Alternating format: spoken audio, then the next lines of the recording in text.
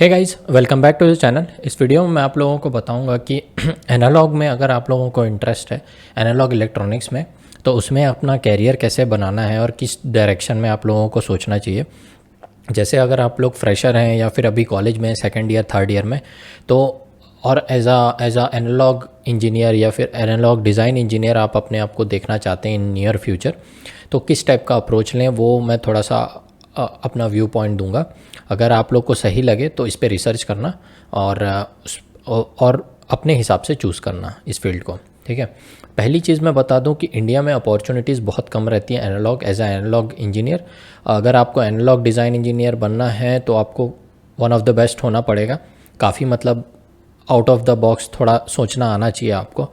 Out of the book बोलना better सही रहेगा। आउट ऑफ द बुक आप सोच सके, थोड़ा जो भी बुक में नहीं दिया है उतना सोच सके तो जाके आपको थोड़ा बेटर पोजीशन मिल सकती है। और इस टाइप के लोग अवेलेबल रहते हैं। आप बड़ी जगह जाएंगे, बड़े कॉलेजेस जाएंगे या फिर कंपनीज जाएंगे तो उन लोग का मतलब एक्सपीरियंस वगैरह अच्छा रहता है। वो लोग मतलब अच्छी नॉलेज लेके आते हैं। मेरे टाइम में मैं बता रहा हूँ, आईएससी में जब मैं गया था तो मैं तो एज अ फ्रेशर था, लेकिन वहाँ पर कई सारे लोग ऐसे भी ज्वाइन किए थे जो कंपनी में ऑलरेडी काम कर रहे थे एज अ एनालॉग प्रोफाइल में। कुछ आए थे अपनी प्रोफाइल चेंज करने, कुछ लोग आए थे बेटर पैकेज के लिए, है ना। ऑलरेडी वो अच्छी पोजीशन पे थे, 9-10 लाख के पैकेज पे थे, लेकिन उनको चाहिए था एक दूसरी प्रोफाइल या तो फिर उसी प्रोफाइल में एक जंप चाहिए था मास्टर्स लेके, तो 17-18 की पैकेज पे चले गए, ऐसे टाइप का। उनके कंपैरिजन में मेरी नॉलेज बहुत कम थी। तो बहुत सारे लोग मुझे ऐसे मिले। अब जो कंपनी में काम कर रहा है एग्जैक्टली हैंड्स ऑन वर्किंग कर रहा है, उससे ज़्यादा एक्सपीरियंस मतलब बुक वाले को थोड़ा कम रहता है। हम लोग बुकिश नॉलेज लेके पहुँचे थे, थोड़ा बहुत प्रोजेक्ट किए थे जो कॉलेज में तो किए थे, उसके बाद जस्ट हम आईएससी पहुँच गए थे। तो वैसा वाला फ्रेशर का थोड़ा सा कम एक्सपीरियंस रहेगा। तो उस अगर वैसा एडवांटेज लेना है उस चीज़ का कि आप फ्रेशर भी रहें और अच्छी नॉलेज भी कैरी करके जाएं, तो कुछ चीज़ें आप पहले से ही स्टार्ट कर दीजिए, जो मुझे बाद में पता लगी थी आईएससी जाने के बाद। तो जैसे कि अगर एनालॉग में आप लोगों को इंटरेस्ट है और एकदम पसंद करते हैं आप वो सब्जेक्ट, बहुत कम लोग पसंद करते हैं लेकिन करते हैं, तो अगर आपको इंटरेस्ट है तो पहली चीज़ आप गेट दे के कोशिश करिए कि मद्रास ज्वाइन कर सकें। अच्छी रैंक आए, आईआईटी बॉम्बे या आईएससी की ज़रूरत नहीं है, क्योंकि कंपनी सेम है ना। प्लेसमेंट तो कंपनी सेम ही रहेंगी, प्लेसमेंट होगा तो थोड़ा बहुत इधर उधर का होगा, ज़्यादा पैकेज में अंतर होता भी नहीं है। और आपको सीधा मतलब कंपनी तो सेम रहेगी। जो कॉलकॉम मुंबई में आती है वही कॉलकॉम यहाँ भी आएगी, मद्रास में भी। लेकिन मद्रास का इन्वायरमेंट कैसा है ना, एनालॉग के लिए जाना जाता है वो। जैसे टीआई का एमएस प्रोग्राम भी था, वो अभी निकल गया डेट, नहीं तो मैं आप लोगों को उसका भी नोटिफिकेशन देता, मेरे ध्यान से निकल गया। वो स्पेसिफिकली एकदम तैयार करेगा आपको टीआई के लिए, है ना। कुछ कंपनीज़ भी मैं बाद में एक वीडियो बनाऊंगा जिसमें कौन कौन सी कंपनीज़ एनालॉग प्रोफाइल और मतलब प्लेसमेंट होता है तो कौन कौन सी कैसी कैसी कंपनीज़ आती हैं वो सारे आप पता कर सकेंगे। और क्या बोलते हैं उसको, लिंक में लिंक्डइन में जाके आप उनके बारे में पढ़ सकेंगे, थोड़ा आपको आइडिया रहेगा। तो जैसे आप अगर अभी सेकेंड या थर्ड ईयर में है ना, तो आप शांति पवन जी के लेक्चर्स, प्रोफेसर शांति पवन जो आईआईटी मद्रास में है, फिर नागेंद्र कृष्णपुरा, ये दो प्रोफेसर्स के इंडिया में आप देख ही लीजिए लेक्चर्स, उनका तो ज़रूरत पड़ेगी ही। थोड़ा अलग अप्रोच दिखेगा आपको सब्जेक्ट का, और वो ज़रूरी भी है। ठीक है, उनके बहुत सारे लेक्चर्स अवेलेबल है, एनालॉग सर्किट पे है, आईसी डिज़ाइन पे है, डेटा कन्वर्जन पे है, बहुत सारी चीज़ें हैं, आप देखना स्टार्ट कर दीजिए। ठीक है, ये तो ज़रूरी ही है। और कोशिश करिए कि गेट के थ्रू अगर एमएस प्रोग्राम में चले जाते हैं तो बहुत अच्छी बात है टीआई के, नहीं तो कोई और प्रोग्राम में चले जाइए, टीए आरए वाले एनालॉग फील्ड में ही, अगर आप एज आ एनालॉग इंजीनियर देखते हैं। क्योंकि कंपनी सेम है, किसी भी प्रोग्राम से जाइए कहीं ना कहीं आपको मिल जाएगा। प्रोफाइल ज़्यादा इंपॉर्टेंट है, क्योंकि आप गलत प्रोफाइल में फंस गए एक बड़ी कंपनी में ना तो डिज़ास्टर हो जाएगा। तो उन लोगों के लेक्चर्स ज़रूर देखना, फ्री अवेलेबल है एनपीटीएल में, यूट्यूब में सर्च करोगे तो।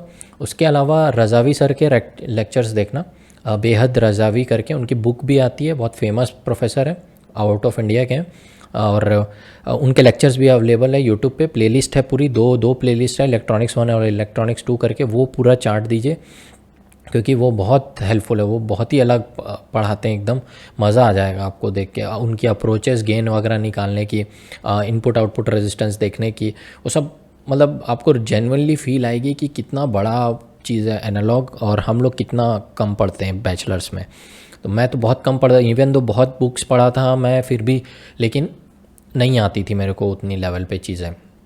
तो बैचलर्स में जो बुक्स पढ़ी थी जैसे कि मिलमैन हल्कियास हो गया, सेड्रा स्मिथ हो गया, फिर बॉलस्टेड की भी बुक आती है, 2-4 ऐसे बुक्स आप पढ़ भी लेंगे तो भी उतना फील नहीं ले पाएंगे जो इन लोगों का लेक्चर्स बताया ना मैं, जो देखने पे आएगा आपको।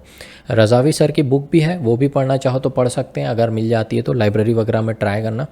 पर कितना ड्रास्टिक चेंज है आपको दिखेगा, एनालॉग कितनी बड़ी फील्ड है और किस टाइप से लोग थिंक करते हैं वो आपको समझ में आएगा कॉलेज जाने के बाद। तो मद्रास ज़रूर ज्वाइन करें, वहाँ पर पढ़ाई करें, स्पेसिफिकली 2 साल 3 साल हो सके, या MS प्रोग्राम TI का, फिर कंपनीज़ में अप्लाई करें, आपको बहुत मज़ा आएगा। कंपनीज़ का भी लिस्ट कर दूंगा मैं किस टाइप का है, लेकिन ध्यान रखिए बहुत कम अपॉर्चुनिटीज़ रहती हैं, आपको बहुत अच्छा होना पड़ेगा, इसलिए बहुत पहले से स्टार्ट कर दो। वहीं डिजिटल डिज़ाइन में ऐसा है ना कि डिजिटल डिज़ाइन में जॉब्स बहुत हैं, डिजिटल हो रहा है क्योंकि चीज़ें सब एकदम, तो उसमें बहुत सारी कंपनीज़ मिलेंगी, तो इस वजह से एडवांटेज वहाँ हो जाता है। तो थोड़ा सा आप कम भी अगर टेक्निकली साउंड होगे तो कहीं ना कहीं लग जाओगे आप। इन एनालॉग के लिए आपको बहुत अच्छा होना पड़ेगा, ठीक है। तो होपफुली आप थोड़ा देखेंगे, इस पे रिसर्च करेंगे। कुछ साइट्स भी हैं जैसे VLSI फॉर फ्रेशर्स, एक साइट देखी है मैंने जिसमें फ्रंट एंड बैक एंड वगैरह का डिज़ाइन वगैरह के बारे में बताया हुआ है। ये सारी चीज़ें आप जानना शुरू करें, क्योंकि ये सारी चीज़ें बैचलर्स में मुझे तो नहीं पता थी, ना ही किसी को पता होती है। फ्रंट एंड क्या होता है, बैक एंड क्या होता है, फिज़िकल लेयर वाला डिज़ाइन क्या है, ये सब चीज़ें कुछ भी नहीं आता था। और मॉस वगैरह के बारे में बहुत ज़्यादा पढ़ें, CMOS वगैरह यही सब चलते हैं क्योंकि इंडस्ट्री में। अब BJT बंद हो गया ऑलमोस्ट, ठीक है, स्पीड वगैरह की वजह से, पावर कंजम्पशन पता ही है आप लोगों को, पढ़े होंगे।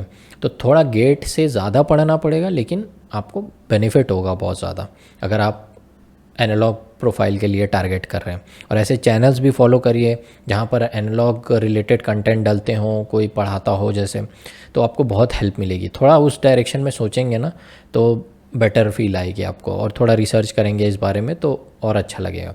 मेरे को उतनी आइडिया नहीं थी, इसलिए मैं सोचा इस सब पे वीडियो बनाना शुरू करता हूँ, क्योंकि बहुतों को आइडिया नहीं रहता।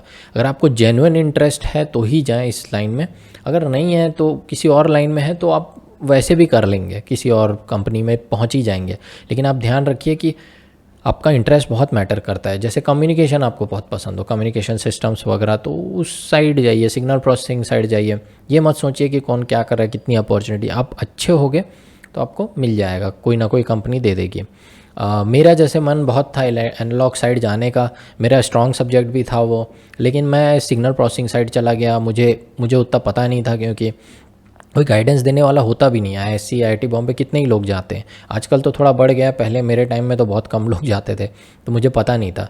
तो होपफुली आप लोग को मतलब आइडिया मिलेगा। एक बार फिर बता देता हूँ, बेहद रज़ावी सर का लेक्चर्स देखिए, शांतिपुरा सर का लेक्चर देखिए, शांति पवन सर का, एंड नागेंद्र कृष्णपुरा सर का लेक्चर्स देखिए। 2 IIT मद्रास के हैं और एक out of India UC Berkeley के हैं वो।